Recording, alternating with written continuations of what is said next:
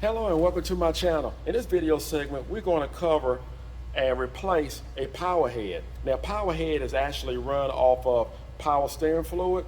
Now, there are signs to show you that you need to replace a power head. Those signs are leakage in the front of the power head or leakage in the rear of the power head. Also, if it's taking you longer to actually stop your vehicle.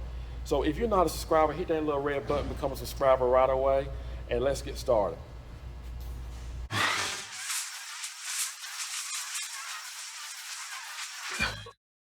Now, most of the time, if you have an issue with your power head, you're going to end up with most likely, you'll have a leak here,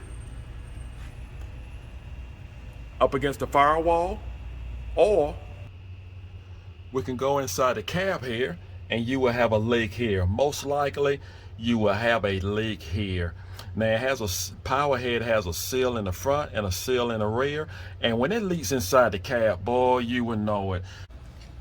So the first thing we're going to do, we're going to actually remove the master cylinder. You can use line wrenches or just regular wrenches. We're going to use a 9/16 and a 1/2 inch. Now, I have on gloves because brake fluid is toxic, guys. And anything that would take paint off of a car, you don't want it on your hands. So that's why I have on gloves. And don't worry about air getting into your brake system, because when we put the master cylinder back on, what we're going to actually do is just bleed it right here at the line where we broke it loose.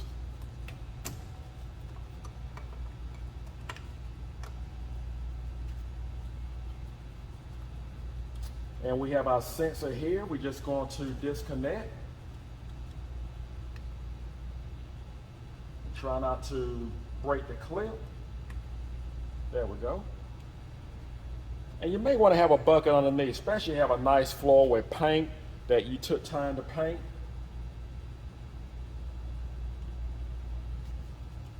And on top of that, you can just take the, sorry about that. Again, you need a 1/2 inch. And you also use the bucket to actually put the master cylinder in.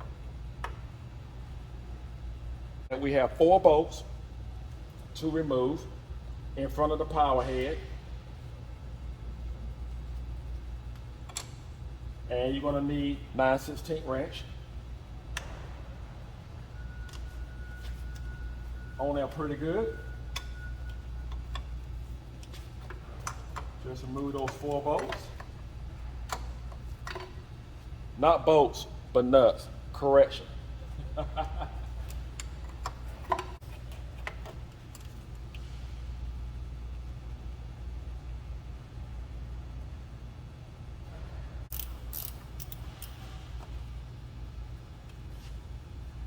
we're going to remove this last nut.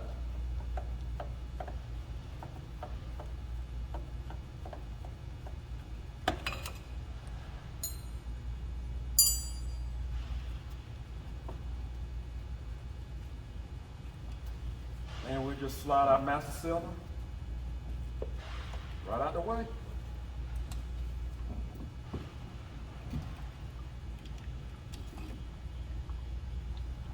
And like I said, don't worry about air or anything. We'll get that out once we reassemble. Now, you have a sensor here for the power head. We want to remove it. Again, just try not to break the clip. Just move it out the way. We just move the relay, all these items. 4 nuts back here. 1 here, here, and on the other side. 1 there, and 1 on the bottom. And we're going to have to remove this line for the power head. We're going to have to remove that, and that goes to our power steering reservoir.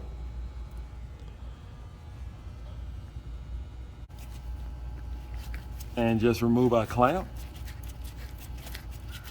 Well, I got the clamp removed, and I put a screwdriver here to actually try to help pry this hose off, and it's starting to split. And most likely, if this is the case with you, just go ahead and prepare yourself to replace this line. Just pull off this line. Yeah, it's hard as a rock. It's time to replace it. Again, we need a 9/16 wrench, or you can use a 14 millimeter. There's a line right here on top of the power head. We're going to need a 3/4 wrench to actually break loose and remove it. Going there pretty good. This is our pressure line here, and you're going to have an O-ring.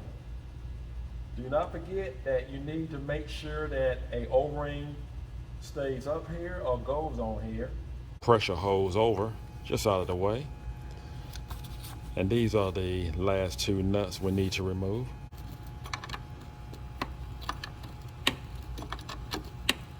Let's not forget to remove our washers. We have 4 flat washers also. And also, you want to disconnect your harness from your motor. Make sure you keep up with all your nuts. I like to keep them in a box.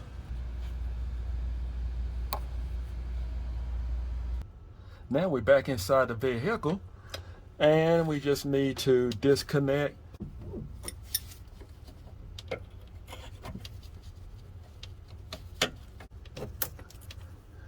all right, got that removed. And just going to push our pin right out. Release our brake pedal.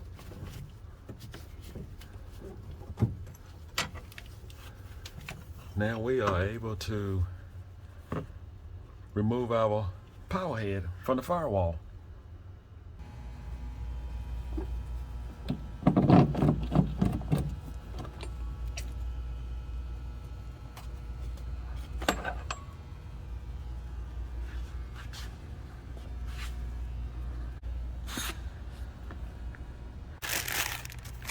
Well, great. I remember years ago you had to actually disconnect and reassemble the old motor onto the new power head. But this one actually, this brake booster actually comes with one. Awesome, perfect. Less work for us. And these are the instructions that actually comes with it. It gives you the torque and pretty much just walk you through step by step. And it also, on one of the instructions, it actually gives you the replacement time, which is 2 hours. So we're gonna do it less than that. But listen, in order to do a good job, if it takes longer than that, that's fine. That is perfectly fine. Now this harness comes with it in case you need it. And it's written here that if you do not need it, to please send it back with the core. And there is a core charge on this power head. You definitely want to send that back. And you want to make sure that your forks are in this position so they can just slide right through the brake pedal.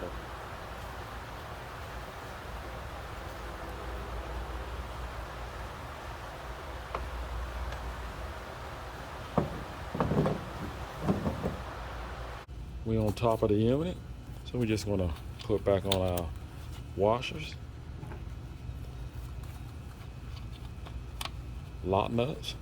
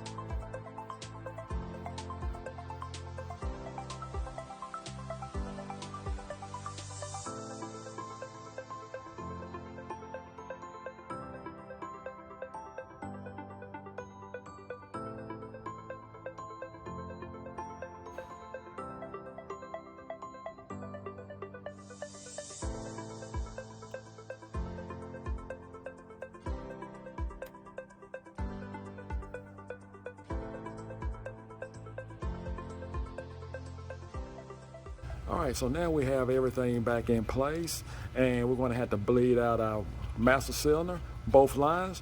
And let's not forget, we need to replace this hose, this return hose here. We're going to replace it, and we need a 1/2 inch hose about 45 inches long.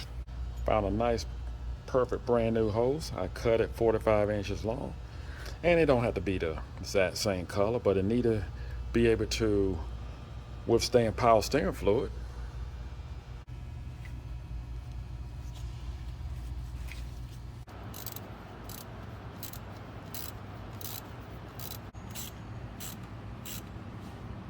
So now we have everything in place. All the bolts are tightened up for the power head and the master cylinder. And what I want to do, first of all, I need to bleed the system. Need to bleed the brake system and the power steering system. So what I want to do, I'm going to go ahead and top off the power steering unit. Once I top off the power steering reservoir, I'm going to actually have someone inside the cab of the vehicle, and what I want to do while they pumping is going to also not just bleed the power steering unit, the power head, but I'm going to be out here actually bleeding the master cylinder, one line at a time. And just having to pump the brake a couple times while you bleed the master cylinder, and while they hold down,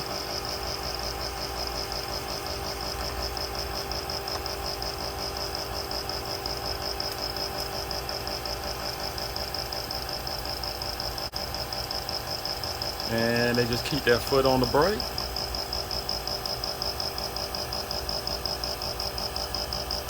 Person's holding their feet down.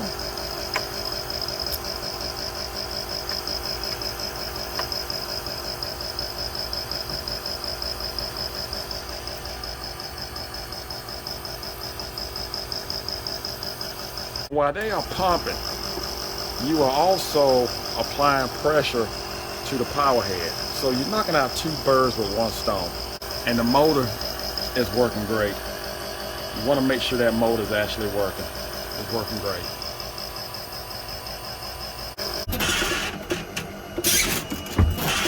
So that's what you want, guys. Now for the final test for the power steering, I'm going to actually crank the vehicle and just turn the wheel to the right and left and hit the brake at the same time. And then I'm going to recheck the power steering reservoir.